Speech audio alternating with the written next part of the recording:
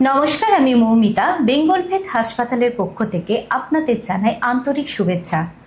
আজ অত্যন্ত গর্বের দিন, কারণ বেঙ্গল ফেথ হাসপাতাল জনসচেতনতামূলক কিছু তথ্য নিয়ে চলে এসেছে এক টক শো নিয়ে। আর আজকে এই টক শোর আলোচনা সভায় আমার সাথে রয়েছে বেঙ্গল ফেথ হাসপাতালের business development manager mister Riaz Mohsin. স্যারকে আমাদের এই আলোচনায় স্বাগত জানাই। বেঙ্গল ফেথ হাসপাতালের ইতিহাস সম্পর্কে কিছু জানতে চাই। নমস্কার। তো বেঙ্গল ফেথ হসপিটাল সম্বন্ধে বলতে গেলে প্রথমেই যেটি বলতে হয় যে আমাদের সম্মানীয় চেয়ারম্যান প্রফেসর সুধাংশু শেখর চক্রবর্তী স্যারের ড্রিম হেলথ কেয়ার প্রজেক্ট হচ্ছে বেঙ্গল ফেথ হসপিটাল, যেটির পথ চলা শুরু হয় 2019 সালে। বেঙ্গল ফেথ হসপিটাল রোগীদের সুরক্ষা নিশ্চিত করার জন্য কি কি বিশেষ সুযোগ সুবিধার ব্যবস্থা করেছে? অবশ্যই বর্ধমানের মতো একটা স্মল টাউনে একটা এরকম উন্নত মানের পরিষেবা, উন্নত মানের পরিকাঠামো, এই সমস্ত দিয়ে একটা উন্নত মানের পরিষেবা দেওয়াই ছিল এই হসপিটালের মূল লক্ষ্য। এবং যেখানে 24/7 আমাদের এমার্জেন্সি ট্রমা কেয়ার রয়েছে, অভিজ্ঞ চিকিৎসকদের দ্বারা নিয়ন্ত্রিত যে এমার্জেন্সি পরিষেবাগুলো রয়েছে, এই সমস্ত কিন্তু আমাদের হসপিটালের পার্ট। এবং এছাড়াও যে সমস্ত স্পেশালিস্ট ডিপার্টমেন্টও আমাদের রয়েছে। এখানকার 24 আওয়ার্সের ক্রিটিক্যাল কেয়ার ইউনিটটাও খুব ভালো।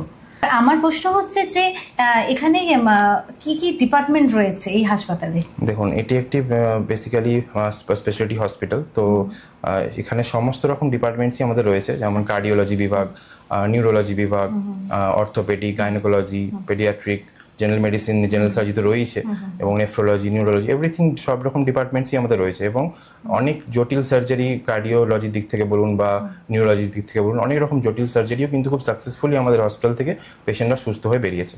সাধারণ মানুষের কাছে তাদের কাছে চিকিৎসাটা যেমন একটা জরুরি, তেমন কিন্তু খরচাটাও কিন্তু সেটা নিয়ে তারা চিন্তিত।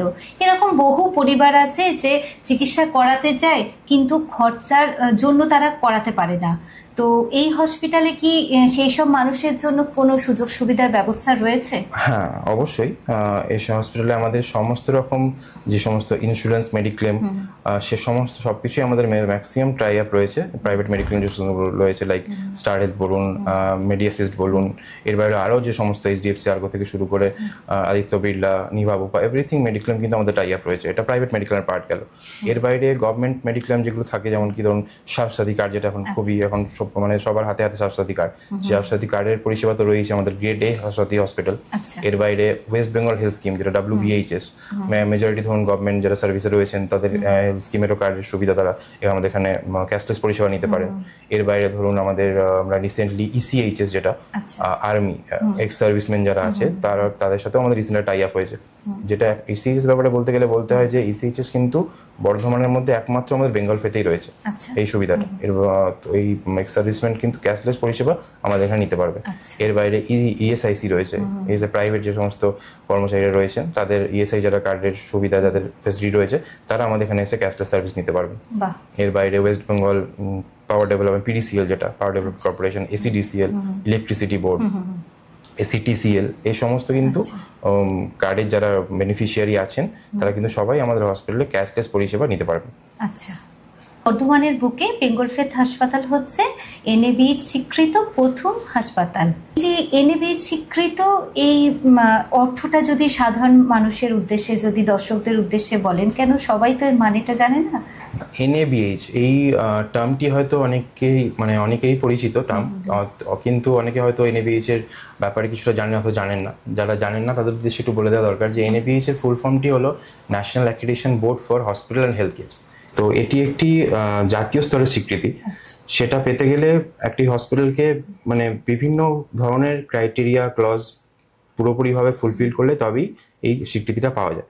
যেমন ধরুন পেশেন্টের বেসিক সেফটি প্রোটোকলস বলুন, পেশেন্ট সার্ভিস বলুন, পেশেন্ট ওভারঅল ম্যানেজমেন্ট বলুন, বা টোটাল হসপিটালে যে হাইজিন মেনটেন করা হয় সেটা কতটা উন্নত, ওভারঅল আমাদের যে ইকুইপমেন্টস রয়েছে সেগুলো কতটা ইকুইপড, সে সমস্ত ওভারঅল যদি একটা হসপিটাল সেই সমস্ত প্যারামিটার্সগুলো ফুলফিল করতে পারে, তবেই গিয়ে কিন্তু একটা হসপিটাল NABH এর জন্য অ্যাপ্লাই করতে পারবে। এবং পরবর্তীকালে যদি NABH বোর্ড মনে করে যে এটা হসপিটালকে এই অ্যাক্রেডিটেশনটা দেওয়া যাবে, তবেই সেটা কিন্তু অ্যাক্রেডিটেশনটা প্রদান করা হয়, যেটা বর্ধমানের মধ্যে কিন্তু বেঙ্গল ফেথের কাছে আছে পরিপূর্ণভাবে NABH স্বীকৃতি। তো এক্ষেত্রে অবশ্যই সেই সমস্ত আমরা ক্রাইটেরিয়াসগুলো ফলো করি, এবং সেটা শুধু এটাও নয় কি জাস্ট একবার আমরা মেনটেন করলাম পরবর্তীকালে আর করতে হবে না। এটা কিন্তু ইয়ারলি বেসিসে একটা আমাদের চলতেই থাকে, ইন্সপেকশন হতেই থাকে যে সমস্ত ক্রাইটেরিয়াসগুলো প্রপারলি মেনটেন হচ্ছে কিনা, তবেই কিন্তু আমরা সেই নেভিজ অ্যাক্রিডিটেশনটা ধরে রাখতে পারবো পরবর্তীকালে গিয়ে।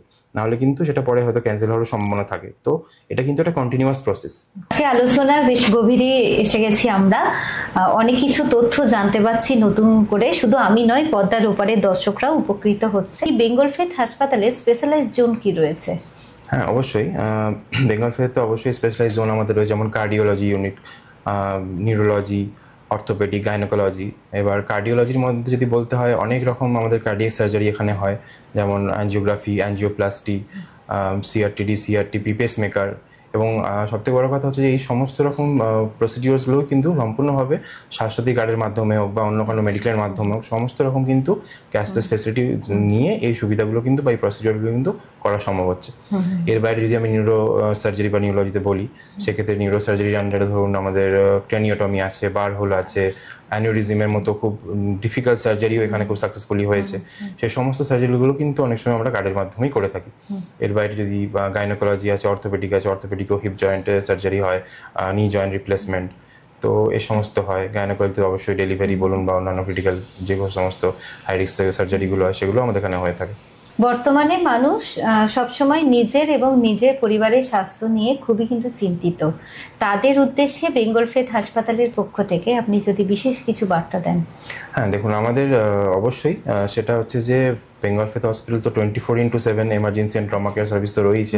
এরকম না কি যে কখনো এমার্জেন্সি, মাঝরাতেও যদি মধ্যরাতেও যদি কোনো এমার্জেন্সি সিচুয়েশন আসে, সেক্ষেত্রে এনি টাইম কিন্তু আমাদের হসপিটালের এমার্জেন্সি অ্যান্ড ট্রমা কেয়ারে এমার্জেন্সি ডাক্তারবাবুরা রয়েছেন, অভিজ্ঞ চিকিৎসকরা রয়েছেন মানে তার সার্ভিস প্রোভাইড করার জন্য। এর বাইরেও ধরুন যদি এরকমও কোনো সিচুয়েশন আছে কি অ্যাম্বুলেন্স দিয়ে আমাদেরকে পেশেন্টকে নিয়ে আসতে হচ্ছে, সেক্ষেত্রে আমাদের এমার্জেন্সি জাস্ট একটা কল করলেই কিন্তু আমরা অ্যাম্বুলেন্স সার্ভিসও আমরা 24/7 আমরা দিয়ে পাঠিয়ে পেশেন্টকে নিয়ে আসতে পারবো। তো সেই নিয়ে একদমই সেটা চিন্তার বিষয় নয়। বেঙ্গল ফেথ হসপিটালে আমরা সমস্ত রকম কিন্তু সুযোগ সুবিধা স্বাস্থ্যের দিক থেকে সব সময় 24/7 উপলব্ধ আছে। আজকের এই আলোচনার অন্তিম পর্বে এসে যেটা জানতে পারলাম সেটা হচ্ছে বেঙ্গল ফেথ হাসপাতাল শুধুমাত্র কিন্তু চিকিৎসা কেন্দ্র নয়, এটা কিন্তু একটা হেলথ কেয়ার ডেস্টিনেশন, যেখানে আধুনিক চিকিৎসা এবং মানবিকতার স্পর্শ দুটোই কিন্তু একত্রে কাজ করে।